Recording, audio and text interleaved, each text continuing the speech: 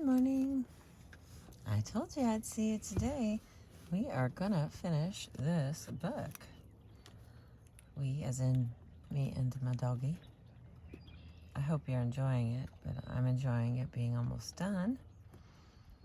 All right, on page 352, Louis Adamic, born 1898 or 1899 until 1951, was born in Blato, Slovenia, then an Australian possession. Here's a little side note. The independent nation of Slovenia lies between Italy, Austria, Hungary, Croatia. Its Adriatic port is Trieste. Its large city, Ljubljana, where Adamic went to high school. After his prosperous peasant parents sent him to high school, he immigrated to the United States in 1913. A self-described young bohunk settling in New York City, Adamic did unskilled labor in the offices of Narodni Glas, a Slovenian language newspaper, one of thousands of institutions immigrants had created to serve their community. Ambitious and hardworking, he began translating articles from the New York World into Slovenian, then graduated to write about Slovenians in America. When Narodni Glas folded in 1916, a victim of the persecution of foreign language periodicals during the First World War, Adamic joined the Army, where he gained U.S. citizenship. Demobilized in 1923 in San Pedro, California, the port of Los Angeles, he spent the next 6 years there, working and writing colorfully about himself and the Croatian workers in San Pedro. These articles so charmed. Got us a little bit more sky here.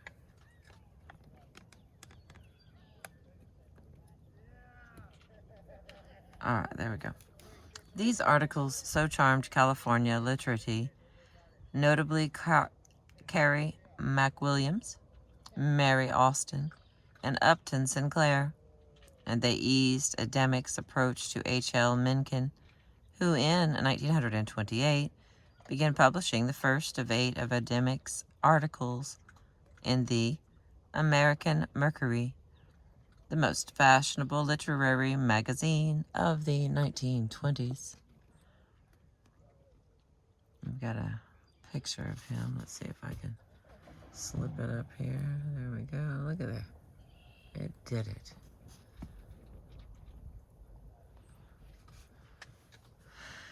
Alrighty. Let's see. That's his picture. Okay. After relocating to New York City in 1929, Adamic began to publish at a furious rate. His first real book, Dynamite, The Story of Class Violence in America, appeared in 1931 to favorable reviews and a boost from the Nobel Prize-winning novelist Sinclair Lewis. Little side note. Adamic revised Dynamite in 1934 to further acclaim. His first book, Robinson Jeffers, a portrait, just a pamphlet on the reclusive California poet, was published by the bookstore of the University of Washington in Seattle in 1929. It appears in My America.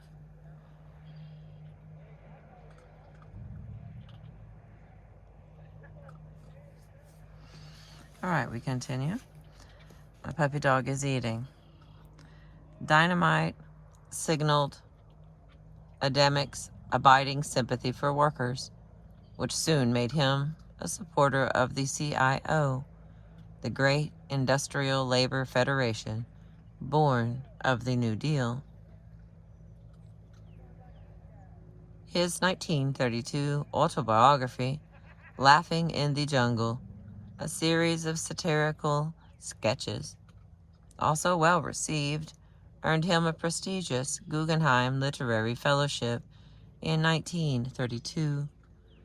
As a Guggenheim Fellow, Adamic was able to visit his former home, part of Yugoslavia, since the end of the First World War. For the first time, okay, I'm going to put that whole sentence together. As a Guggenheim Fellow, Adamic was able to visit his former home, part of Yugoslavia, since the end of the First World War, for the first time since leaving it nearly 2 decades earlier, bringing along his non-Slav American wife, Stella. In Split, Dalmatia, Adamic met Ivo, which is John, F. Lupus Vokic, formerly publisher of a foreign language newspaper in Chicago, who lectured Adamic on the importance of second-generation immigrants in the United States. The strangers most Americans did not understand. Adamic took this idea to heart. A chronicle of his stay in Yugoslavia, titled The Native's Return from 1934, became a book of the month club main selection. Quickly sold 50,000 books and remained a bestseller for nearly 2 years. It brought Adamic 20 or more letters a day from Slavs living in the United States. In the course of promoting his book in heavily Slav industrial centers, Adamic delivered his Ellis Island and Plymouth Rock lectures hundreds of times, becoming the prime spokesman for immigrants and their children. His response to the crowds and to yet another nativist editorial by George Horace Lorimer of the Saturday Evening Post coalesced into 30 million new Americans in Harper's Magazine in November of 1934. Despite his patronizing tone, this piece quickly became a classic statement of 1930s cultural pluralism.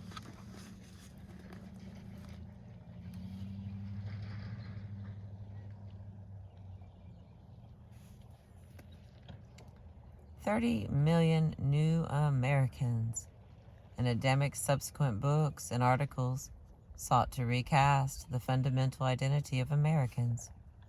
His main points were simple. The U.S. population is diverse, not essentially Anglo-Saxon, and immigrants are full-fledged Americans. As he said often, Ellis Island deserves a place at the center of American origins, right next to Plymouth Rock. As the product of so many regions and cultures, the children of immigrants carried a vast potential to enrich the civilization and deepen the culture in this new world. In many ways, Adamic unwittingly picked up themes from the 19th and very early 20th centuries. His view of immigrants even shared a point with Ralph Waldo Emerson.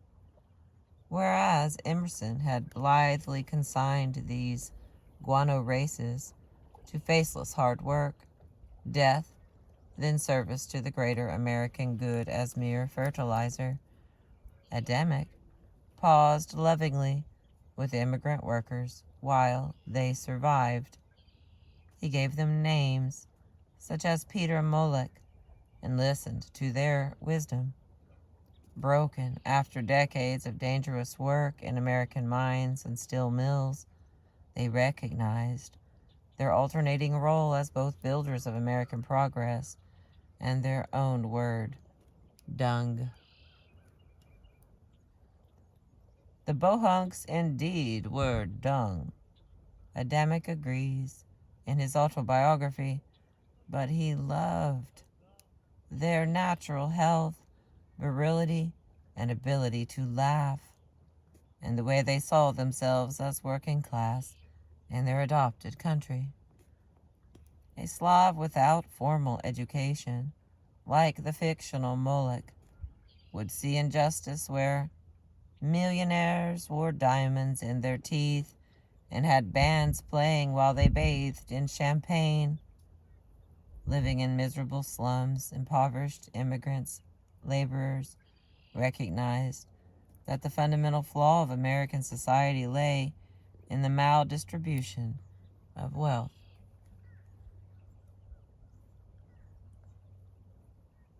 In fact, ambivalence dominated Adamic's attitude toward his immigrant peers.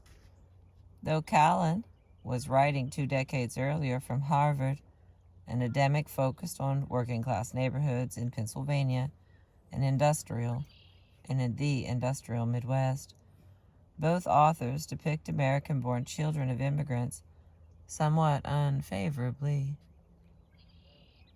Adamic seems not to have been aware of the round of cultural pluralism that Horace Callan had initiated in 1915. As Adamic describes them, most in the second generation are ashamed of their parents and filled with feelings of inferiority, rendering them invariably hollow, absurd, objectionable persons whose limp handshakes give him the creeps. In time, they may contribute to society, but at the moment, they constitute a problem. And here Adamic's ambivalence emerges full-blown. The children of immigrants present one of the greatest and most basic problems in this country, in some respects greater and more basic than the problem of unemployment and almost as urgent. They are a problem. 13 times in the article's 11 pages, on account of their feelings of inferiority, listed 16 times, their racial identities, listed 10 times, separated them from old Anglo-Saxon stock Americans. They listed that 9 times. Even their champion was using the language of races to paint a dismal picture. But while Adamic might join Callan in the language of race in 1934, he departs from him in 2 important ways. Adamic usually links race to culture, as if to hedge his bets on permanence. Members of his second generation are distinctive by race and culture. Whereas for Callan, a generation earlier, race was the same thing as culture. Adamic glimpses the possibility of change in the 30 million new Americans, for he notes the ability of a very few young people to become attractive and successful. They simply need encouragement to become full-fledged Americans. Encouragement came from several quarters, notably from a New Jersey Quaker, Rachel Davis Dubois, born 1892, lived till 1993. A Woodbury High School teacher inspired by W.E.B. Dubois, and angered by Father Charles Coughlin's broadcast anti-Semitism. Dubois pioneered what was called intercultural education by establishing the Non-Governmental Service Bureau for Intercultural Education in 1934 to help other teachers reach out to their second and third generation immigrant students and incorporate information about them into their curricula. Multiculturalism avant la lettre. Dubois lived to 101 and continued serving human rights into the late 1980s. She joined the Southern Christian Leadership Council, where she conducted Quaker dialogue in the mid-1960s. As she approached the federal government and radio broadcasters with a plan to counter derogatory images of alien races, Ademick was one of her supporters. Side note: Ademick died distraught in his New Jersey farmhouse in 1951 after having been red-baited and criticized for his unwavering support of Josip Tito in Yugoslavia. Ademick's death was judged a suicide, but doubts remain as to its cause. Wow.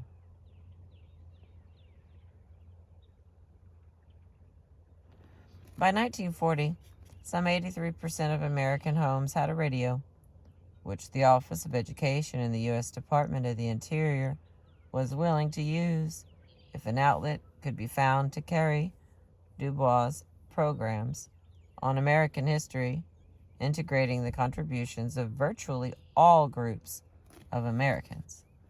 Another side note: Americans all, immigrants all, ignored Native American Indians, East Indians, West Indians, and Puerto Ricans. The National Broadcasting Corporation turned Dubois down. Speaking for NBC, James R. Angel, former president of Yale University, found her topic too controversial, including, "I think I should let this dog sleep. Certainly I am not disposed to stir up the menagerie just at the moment." The Columbia Broadcasting Corporation, however, welcomed the project and broadcast American All, Immigrants All in 26 weekly radio segments between November 38 and May of 39. The series title came from a 1938 Franklin Roosevelt speech to the Daughters of the American Revolution, in which he announced, "We are all immigrants." In broadcast order, the programs focused on English, Hispanic, Scotch-Irish, and Welsh, Negro, French-speaking, Irish, German-speaking, Scandinavian, Jewish, Slavic, Oriental, Italian, and Near Eastern Americans. Success stories all. The various outsiders made their way into American mainstream success via dedicated hard work. Well, not quite all. Negroes scrunched down in the lower left-hand corner of the advertisement and dwarfed by talisman of the old slaveholding South were still struggling for inclusion. Even so, by including African Americans as Americans, Americans all, immigrants all, marked a turning point for most Americans. Seeing Negroes as Americans meant something new under the sun. All right, looks like I'm going to need to show you this.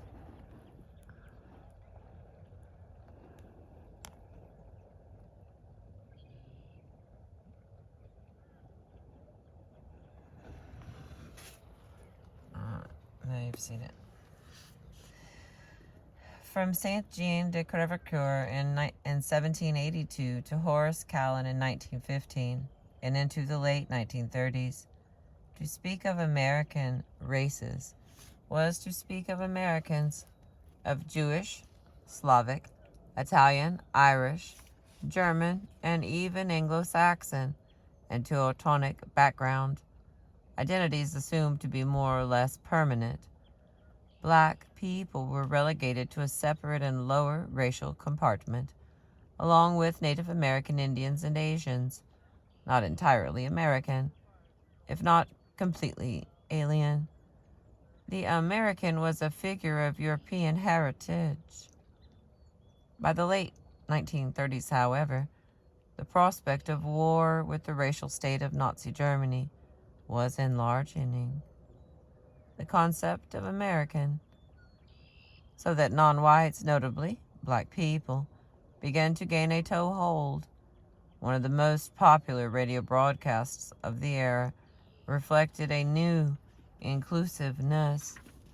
The broadcast in question was not America's all-time most popular radio program, the Blackface Amos and Andy Show, but a special broadcast starring an honest-to-goodness black person.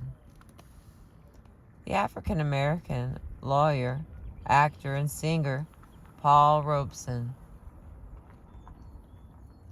born 1898, lived till 1976, performed his broader version of American identity by debuting Ballad for Americans in November of 1939 before a CBS radio audience.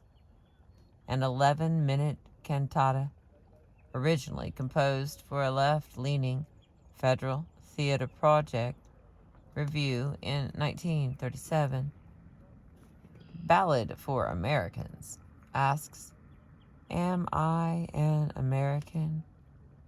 and answers resoundingly, "I'm just an Irish, Negro, Jewish, Italian, French, English, Spanish, Russian, Chinese, Polish, Scotch, Hungarian, Litvak, Swedish, Finnish, Canadian, Greek, and Turk, and Czech, and double-Czech American. And that ain't all. I was baptized, Baptist, Methodist, Congregationalist, Lutheran, Atheist, Roman Catholic, Orthodox Jewish, Presbyterian, Seventh-day Adventist, Mormon, Quaker, Christian Scientist, and lots more." A 20-minute ovation erupted at the song's end, and appreciative callers jammed the network switchboard for 2 hours. A runaway hit, Ballad for Americans went on to serve as the theme song for the 1940 Republican nominating convention. The two racial systems, one for the races of Europe and the alien races, one for the black-white dichotomy, were beginning to collide, and Robeson's generous list of American roots began ever so slow and bumpy a process of substitution of a multiple for a singular, the American national identity. All right, I'm going to read that one more time because I felt choppy. The two racial systems, one for the races of Europe and the alien races, one for the black-white dichotomy, were beginning to collide, and Robeson's generous list of American roots began an ever so slow and bumpy process of substitution of a multiple for a singular, the American national identity. All right. We made it to the end of chapter 25. Hallelujah. Let's see, what was the name of that? A New White Race Politics.